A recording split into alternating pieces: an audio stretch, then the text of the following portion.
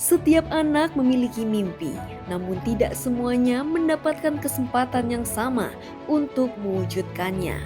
Pendidikan bukan sekedar kegiatan belajar di sekolah, tetapi tentang membuka pintu masa depan, menumbuhkan harapan, dan menyolakan potensi yang mungkin belum terlihat. Dalam podcast kali ini kita akan mendengarkan cerita tentang bagaimana rasa syukur dapat berubah menjadi kepedulian, serta bagaimana langkah-langkah kecil dapat membawa dampak besar bagi masa depan anak-anak Indonesia.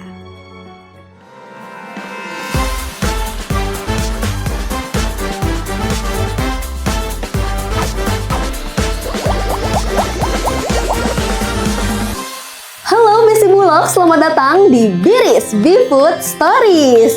Senang sekali bisa kembali menemani Besti Bulog dengan cerita yang menginspirasi dan menghangatkan hati. Bersama aku Vanessa yang akan menemani Besti Bulog di episode kali ini dengan topik Grow and Give. Kali ini kita akan membahas mengenai pentingnya pendidikan, rasa syukur, dan semangat berbagi. Tentunya untuk anak-anak yang sedang berjuang membangun masa depannya dengan akses dan kesempatan belajar yang mungkin berbeda-beda. Dan tentunya aku tidak sendirian, namun kali ini kita kedatangan anak muda yang sudah lama berkecimpung di kegiatan sosial dan dapat menginspirasi Besti Bulog sekalian. Dan langsung saja kita sambut narasumber kita, yakni Kak Zahra. Halo. Apa kabarnya Kak? Alhamdulillah baik. Alhamdulillah baik. Lagi sibuk apa jadi Kak? Karena aku lagi baru selesai kuliah di tahun lalu, jadi sekarang itu lebih fokusnya punya banyak waktu untuk ngurusin yayasan yang aku dan teman-teman bangun, kemudian running beberapa bisnis juga di Pekanbaru sama di Bogor. Wow, banyak sekali ya kegiatannya dari Kak Zahra ini. Oke Kak, berkaitan dengan topik yang akan kita bahas nih Kak. Bolehkah diceritain sedikit terkait yayasan yang Kakak buat ini? Jadi aku dan teman-teman tuh punya yayasan yang namanya 1001 Cita. Kita terinspirasi dari kisah 1001 Malam yang penuh dengan keajaiban waktu itu. Jadi itu kita bangun pada saat kelas 3 SMA. Di SMA kita simple aja waktu itu aksinya bagi-bagi nasi goreng ke adik-adik yang ada di lampu merah waktu itu. Tapi ternyata semakin kesini kita mempelajari bahwa ternyata banyak sistem pendidikan yang perlu diperbaiki. Akhirnya kita memutuskan untuk ngebangun itu menjadi sebuah yayasan. Dan aktivitas kita memang kita pengen solve beberapa problem yang ada di bidang pendidikan, misalnya seperti kompetensi guru yang belum memadai, kemudian akses fasilitas sekolah-sekolah. Kayak sekarang tuh kita lagi running bangun sekolah di Siak di Riau sama di Kampar di Riau juga, ada 2 sekolah yang lagi running. Wow, keren banget ya. Tentunya menginspirasi banget untuk Besti Bulog ke depannya juga ya. Oke Kak, kita semua tahu nih Kak, kalau pendidikan itu memiliki peran besar dalam membentuk masa depan generasi muda mendatang. Tapi setiap orang ini tentunya memiliki pandangan yang berbeda-beda nih Kak nih, dan juga seberapa besar pengaruhnya. Nah, menurut Kakak sendiri, seberapa penting pendidikan dalam membentuk masa depan anak-anak di Indonesia? Pasti jawabannya sangat penting ya, tapi menurutku penting itu tuh kayak semacam spektrum gitu. Sampai mana pentingnya menurut kita itu tuh tergantung bagaimana kita memaknai pendidikan itu sendiri. Jadi kalau ditanya seberapa penting, mungkin aku akan berangkat dari jawaban definisi pendidikan itu sendiri seperti apa. Nah, kalau yang aku pahami selama lebih kurang 8 tahun berkecimpung di dunia pendidikan dan anak, pendidikan itu tuh tidak hanya sekedar membaca, menulis, berhitung gitu, dan kemudian ketika lanjut SD, SMP, SMA, dan kuliah dapat gelar, not only about that gitu, tapi lebih dari itu gimana ketika kita mengenyam pendidikan, kita tuh bisa memberi dampak, memberi arti kepada lingkungan sekitar kita. Kita tuh bisa menciptakan kesetaraan kepada seluruh tatanan masyarakat. Nah, that's why gimana caranya kita bisa menyingkirkan ketidakadilan yang ada di society, itu adalah dengan pendidikan tadi. Jadi benar kata orang kalau pendidikan itu kayak senjata paling ampuh untuk merubah dunia, itu sangat sepakat. Oke Kak, bener banget. Dan juga banyak juga ya kayak pendidikan kalau misalnya kita lihat udah makin gak merata juga di seluruh Indonesia, apalagi di daerah-daerah pelosok di Indonesia juga ya Kak ya. Nah Kak, kalau kita melihat lebih dekat lagi nih Kak, masih banyak sekali anak-anak di Indonesia yang belum punya kesempatan belajar dengan layak. Ada beberapa faktor yang mungkin mempengaruhi ini, mulai dari ekonomi ataupun akses ke sekolahnya juga ya Kak ya. Kalau melihat dari kondisi pendidikan di Indonesia saat ini, khususnya untuk anak-anak dari keluarga tingkatan status sosial ekonomi masyarakat kurang mampu, apa tantangan terbesar kakak yang kakak lihat saat ini? Pasti kalau kita ngomongin pendidikan tidak merata, kalau kita comparing ke daerah-daerah 3T, kayak waktu itu pas aku kelas 2 SMA, aku pernah ke pedalaman Riau, namanya Desa Kolak Pisang. Nah, di situ teman-teman, ada anak-anak yang kalau mau ke sekolah, itu tuh mereka nggak pakai baju seragam. Baju seragamnya tuh dimasukin ke dalam kantong. Terus pergi sekolah naik perahu, udah sampai di lokasi nyebrang, itu tuh baru pakai baju sekolah, ngeganti gitu. Saking mereka takut akan akses dan kesananya itu ya? Benar. Jadi kayak dan kalau kita ngomongin di sekolah-sekolah di daerah 3T itu pasti masalahnya tuh kemiskinan yang struktural banget. Jadi belum berangkat dari keluarga yang tidak berkecukupan, habis itu akses pendidikannya yang tidak merata juga, ekonomi tidak stabil di sana. Jadi tuh masalahnya yang sangat-sangat berlapis gitu. Dan untuk adik-adik yang berasal dari keluarga kurang mampu, tantangan terbesar mereka tuh sebenarnya bukan pada akses ataupun fasilitas yang tidak merata itu, tapi bagaimana mereka tidak mendapatkan support lingkungan, pendampingan yang tepat untuk mereka bisa terus mengejar mimpi mereka. Aku jadi ingat waktu itu aku ketemu satu anak, namanya Ayu teman-teman. Jadi Ayu ini kelas 5 SD, kelas 5 SD yang cita-citanya pengen jadi polwan. Jadi di kelas 5 SD itu aku ngajar cuma 5 orang Kak.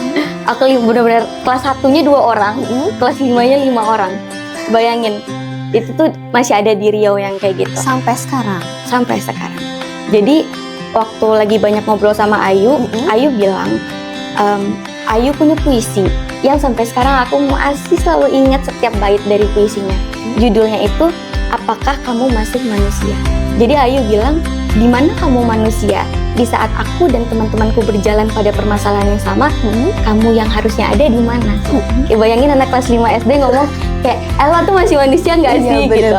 Jadi dari situ sih aku ngerasa, jangan sampai di luar sana tuh banyak Ayu-Ayu lagi.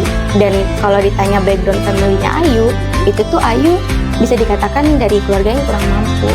Jadi di bait selanjutnya Ayu bilang, setiap awal semester tiba, ayah dan ibuku tuh selalu berkelahi perihal tas baruku yang nyatanya sampai sekarang pun gak ada. Jadi kayak kebayang gak sih kita yang biasanya mau pergi awal semester, itu tuh pasti beli sepatu baru, baju baru gitu. Tapi ada loh adik-adik kita di luar sana yang mereka awal semester tiba nggak dapet itu, tapi malah dapet orang tuanya kelahi perihal diskusi yang ini pengen beli tapi yang ini nggak punya uang kayak gitu. Dari situ aku ngerasa kalau adik-adik kita di luar sana yang berasal dari keluarga kurang mampu, sebenarnya tuh bukan pada ekonominya doang, tapi pada pendampingan itu sendiri yang mereka tidak dapatkan. Dan kodorolohnya, setahun setelah kejadian itu, Ayu meninggal dunia. Jadi kayak kita mengucapkan turut berduka cita juga untuk Ayu juga ya buat Ayu. Jadi waktu itu kita bilang, Ayu sabar ya Ayu, nanti setahun lagi pas Ayu udah tamat, nanti kakak-kakak bakal kesini lagi beliin Ayu sepatu, beliin Ayu tas. Tapi ternyata Ayunya udah pergi dulu. Dan memang bener banget ya Kak ya. Jadi memang gak cuma dari perekonomian juga ya. Yang pertama itu adalah keluarganya mereka dulu. Bener. Mungkin banyak anak-anak di sana juga berpikir kayak, keluarga aku aja masih kayak gini, gimana aku ke depannya? Dia bingung untuk bagaimana cara mengeksplor diriku sendiri kayak itu. Kalau masih ngelihat keluargaku seperti ini. Wow, sangat mungkin di sini teman-teman Besti Bulog juga merasa tersentuh juga ya dengan cerita Ayu, dan kita doakan juga semoga Ayu tenang di sana juga dan memiliki tempat terindah juga di sisinya. Amin amin ya rabbal alamin. Dan juga Kak Wawa, beberapa orang mungkin memiliki panggilan khusus nih Kak untuk mengikuti ataupun terlibat langsung dalam hal-hal ataupun kegiatan-kegiatan yang memang Kak Wawa lakukan gitu. Kadang ada yang memang dari pengalaman pribadi kayak Kak Wawa sendiri, dan juga ada juga terkait momen-momen tertentu doang mereka ikut. Nah, apa yang mendorong Kak Wawa untuk terlibat membantu anak-anak melalui program pendidikan dan juga beasiswa di yayasan yang Kak Wawa buat ini? Pasti tadi salah satunya Ayu ya.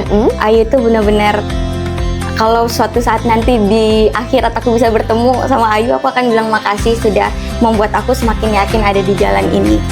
Terus yang kedua, memang aku lahir dan besar dalam lingkungan yang sangat minim kesempatan, sehingga aku ngerasa sakit ya, ternyata kita tidak dapat kesempatan gitu. Kita tidak dapat kesempatan, kita tidak dapat kepercayaan.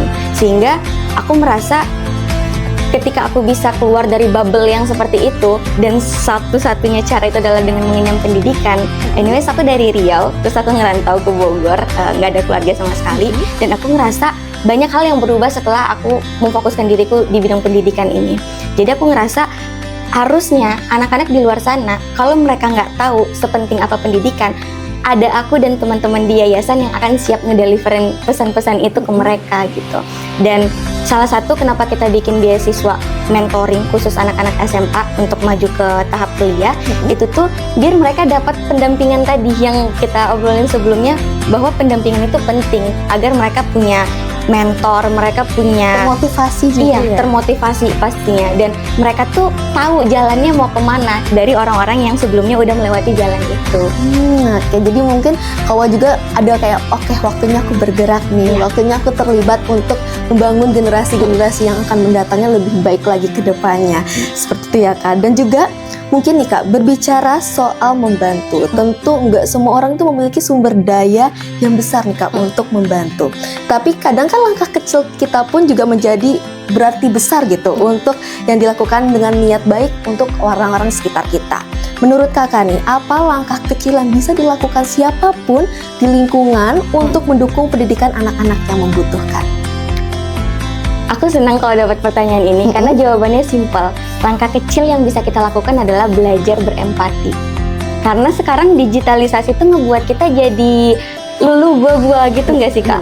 Jadi aku selalu sampaikan kepada teman-teman di yayasan, ada yang namanya spectrum of empathy. Jadi spectrum of empathy itu adalah bagaimana kita mengukur diri kita, seberapa jauh kita bisa berbuat sesuatu untuk orang lain.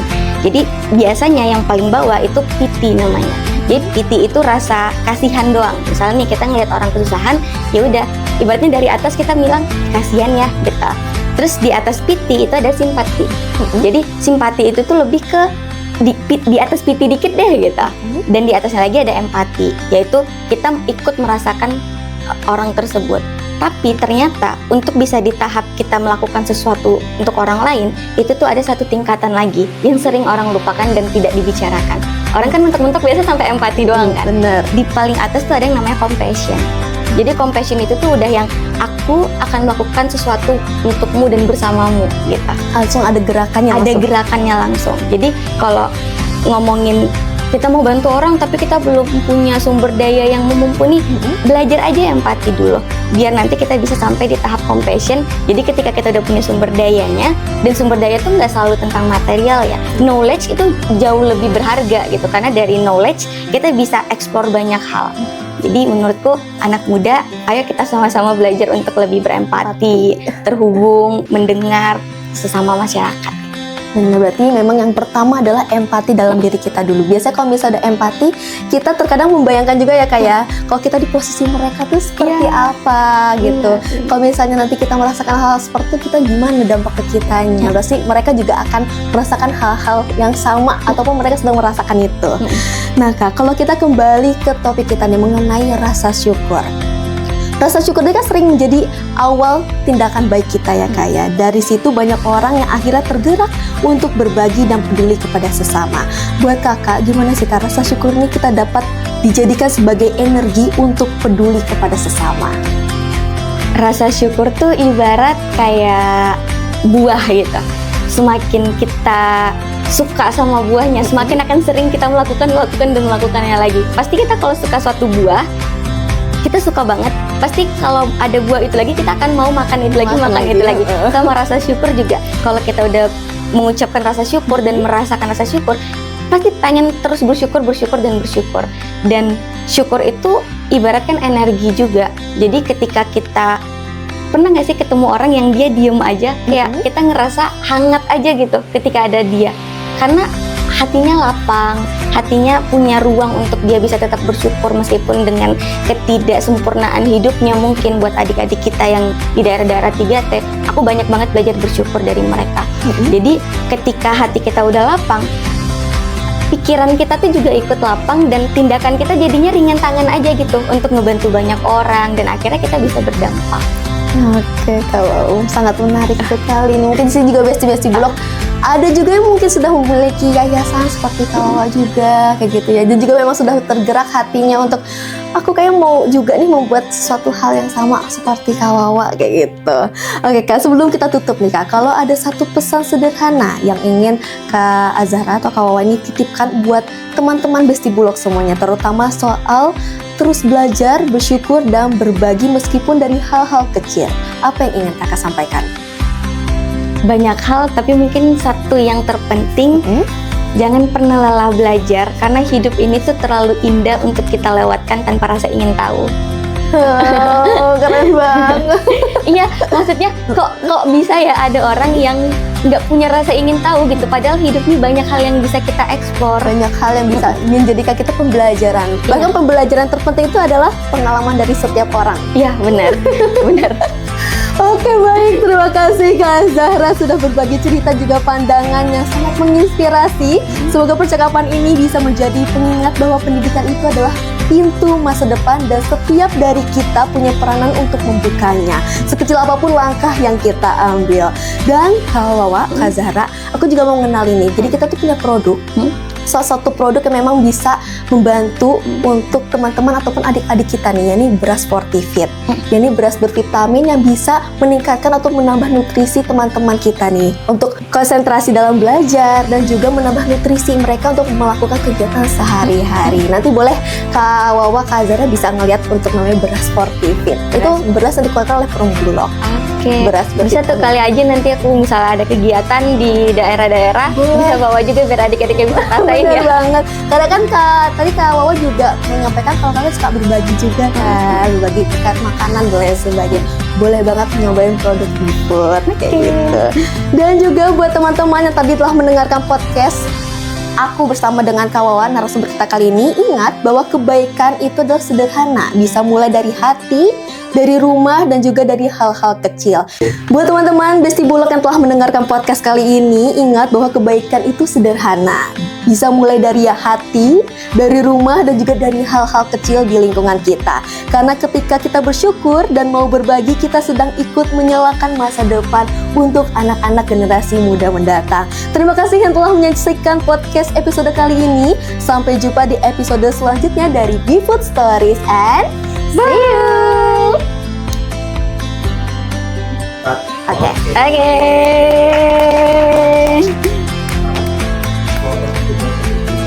Mau lagi.